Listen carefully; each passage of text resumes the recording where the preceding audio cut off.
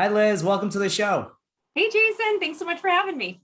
I'm super excited to have a very skilled employment lawyer to answer some questions. So, just kind of as a general thing, what are some things that employers need to keep in mind when it comes to criminal law? It's a great question. So, where criminal law and employment law intersect, I like to think there are things some employers have to do. There are things they can do, things they definitely should not do, right? So, in the must do column, in certain industries, certain employers have to run a criminal background check. And then they have to act on the results in a certain way. For example, excluding someone from a position where they're going to be working with, vulnerable youth or something like that, if they have a history that's violent, for example. Okay. So there are some things, you have to do as an employer, depending on your industry. Then there are other things where you can do it, maybe not required, but might be, best practice, or you might have reasons for doing it.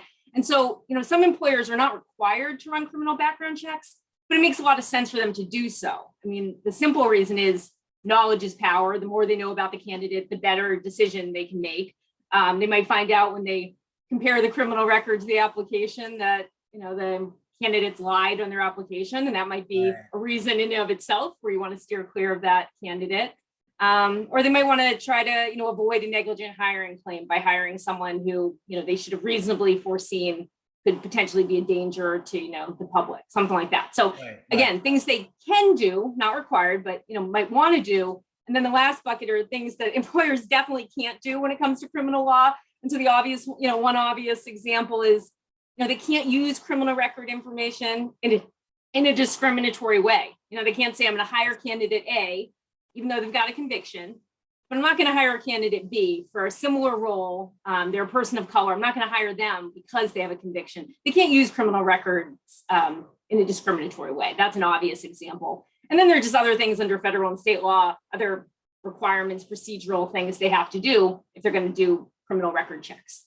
Just like three more questions just popped in my mind. This is tremendous information. But so can an employer have an across the board policy not hiring people with any criminal record? Can they do that?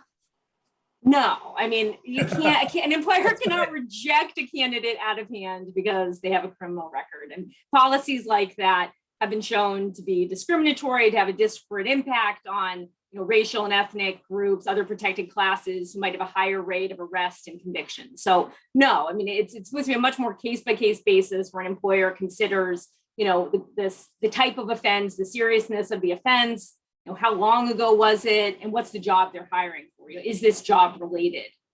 So no, I mean, but the simple answer is you can't exclude a candidate out of hand because they have a record. And then as I mentioned, there are all these procedural requirements. So even if you had a good reason as an employer and, very sound reason for rejecting a candidate because of their criminal record, if you don't follow the procedural steps, you can still get in hot water. So there are certain things an employer has to do, So if they've received the note, gotten written authorization to get the criminal record, they review it, they decide this person, they need to exclude them based on their record, you got to give a pre-adverse action disclosure. You got to give the candidate a copy of that criminal record and a copy of a summary of their rights under the Fair Credit Reporting Act. But basically the reason for that is criminal records are sometimes wrong, they're sometimes incomplete. So you got to, before you decide we're not going to even consider you for this job, you got to give the person a chance to explain, point out if there's something wrong in their record.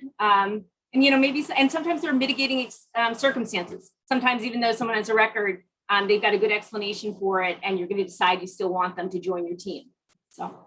So there's nothing that came up. You said that there's certain industries that are kind of required to run a background check. Can you give a couple examples of those industries? Yeah, so like schools, nursing homes, industries where you're interacting with really vulnerable populations are kind of the prime examples. Yeah, Liz, so we're seeing a lot of people trying to hire, right? We joked around before, like people are hiring just, if there's a warm body, they want to try to hire them because they're just dying for help. What happens when a place fails to do a background check when they're required to do one? Oh, so I mean, most industries, most companies, businesses that are in that space, they know they have to do it. They're used to it. It's kind of part of their, whole hiring, onboarding process. They don't ask about criminal record in the initial application, but then, they get the authorization, they run the record. So I don't actually see that come up that much. I think for them, they're kind of used to it. They know it's an important step in the hiring process. Right. I mean, it actually comes up more. I think there are more questions from employers who are electing to do it, and they don't necessarily have to, and they get back a criminal record. So, for example, I had a client get one back. It showed like financial crimes, and so then they had to decide, okay, this person, was convicted for financial crimes. Would we feel comfortable with them in this role with sensitive, customer information, for example? Those type of things come up. That makes a ton of sense. So when do people hire you, Liz? When is the best time to engage you and for help? Thanks, Jason. So I love working with clients who are trying to be proactive, employers who want to treat their employees well, want to have the right policies in place to do that. We want to have workplace training on, preventing and addressing harassment and discrimination, or skills for their managers to be even better managers. I love doing those kind of trainings. And then, if things don't go right, and despite, the employer's best efforts and my best efforts, they get a claim against them, I'm a litigator at heart. So I defend, wage and hour, discrimination, harassment, retaliation, and non-compete litigation. So I do a lot of litigation. And can you tell us a little bit about like a typical client, how big the company would be, and who tends to hire Liz to defend them?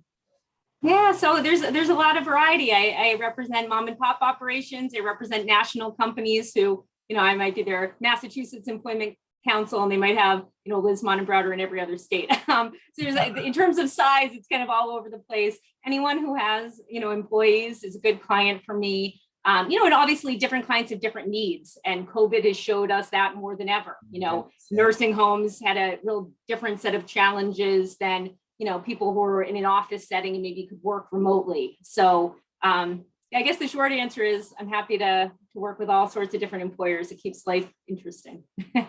So to the hardest part of the interview, summertime is going away and we're going into the fall.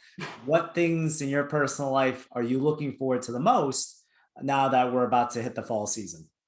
Oh, I love fall. I mean, my kids are back to school, so we're doing all the back to school stuff, the sports, the activities, and I love the fall holidays. So, I get excited about Halloween and Thanksgiving, and all that seems to be here before we know it. So how about you, Jason? What do you look forward to? I love to watch the football. So the football, right. Same thing. We're just trying to figure out schedules with the soccer, the track, the swimming. It's a whirlwind, right? So, but once you kind of get on that hamster wheel, you feel a little bit better. That's right. Getting into the routine or schedule or whatever. Like, whoops, you're supposed to be there 15 minutes ago. Let's go. That's right. Forgot about that. So, but thanks for coming on today. Let's definitely have you back again soon. Awesome. Great to see you. Thanks so much.